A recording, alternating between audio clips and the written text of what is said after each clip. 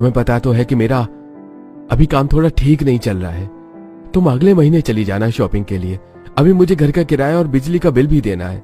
तुम मुझे 10,000 भी नहीं दे सकते शॉपिंग के लिए? इतने गरीब तुम कब से हो गए? तुम अपनी पत्नी की ही जरूरत को पूरा नहीं कर पा रहे हो। मनीषा, ये तुम्हारी कोई जरूरत नहीं है। तुम्हें तो बस फिजूल खर्ची करनी है। समझो मेरी बात को। निखिल मनीषा को पैसे देने के लिए साफ साफ इनकार कर देता है, जिससे मनीषा काफी गुस्सा होती है और कॉल पर अपनी माँ को सारी बातें बताती है।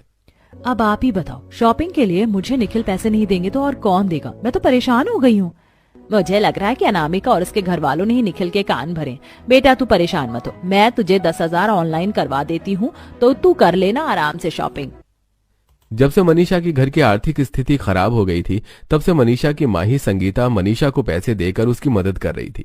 ये देखकर निखिल जब मनीषा से जॉब करने के लिए बोलता है तो मनीषा साफ इनकार कर देती है, जिससे पहले से ही परेशान निखिल और ज्यादा परेशान हो जाता है। क्या तुम मेरी इतनी भी हेल्प नहीं कर सकती? सिर्फ कुछ महीनों की तो बात है। मैं कौन सा तुमसे लाइफ टाइम जॉब करने के लिए कह रहा हूँ? तुम्हारी वजह से मैंने घर छोड़ा, सब कुछ छोड़ा, और आज तुम मेरा ही साथ नहीं दे रही हो। अगर पैसे नहीं थे मेरा खर्च उठाने के तो मुझसे शादी क्यों करी तुमने? हाँ, मैं तो जैसे मरा जा रहा था तुमसे शादी करने के लिए। तुम तो कोई हूर की परी हो ना। निखिल और मनीषा की उस दिन काफी लड़ाई होती है और मनीषा गुस्से में निखिल को छोड़कर अपने मायके आ जाती है और अपने मायके में ही रहने लगती है। तो वहीं मनीषा को इस तरह अपने मायके में रहता देखकर अब आस पड़ोस के लोग बातें बनाना शुरू कर देते हैं। क्या बात है संगीता बहन, तुम्हारी बेटी तो काफी दिनों से मायके में ही रह रही है। कहीं उसने अपना घर बार तो नहीं छोड़ दिया? सब ठीक तो है ना? आए दिन पड़ोसियों की ऐसी बातें सुनकर संगीता काफी परेशान हो जाती है और आज संगीता इस बारे में मनीषा से बात करने के लिए जाती है। तो मनीषा, कल मैं अपने दोस्तों के साथ घूमने के लिए जा रही हूँ, मुझे कुछ पैसे दो ना।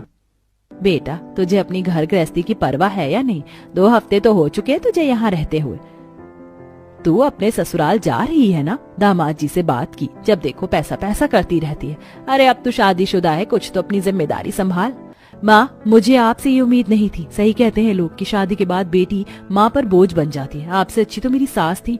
जब मैं उनसे पैसे मांगती थी तो मुझे दे देती थी। एक बार पैसे न देने पर संगीता जब अपनी बेटी से ऐसा उल्टा जवाब सुनती है तो उसे काफी बुरा लगता है। इससे अच्छी तो मेरी अनामिका बहू है। आज तक मेरी उससे कितनी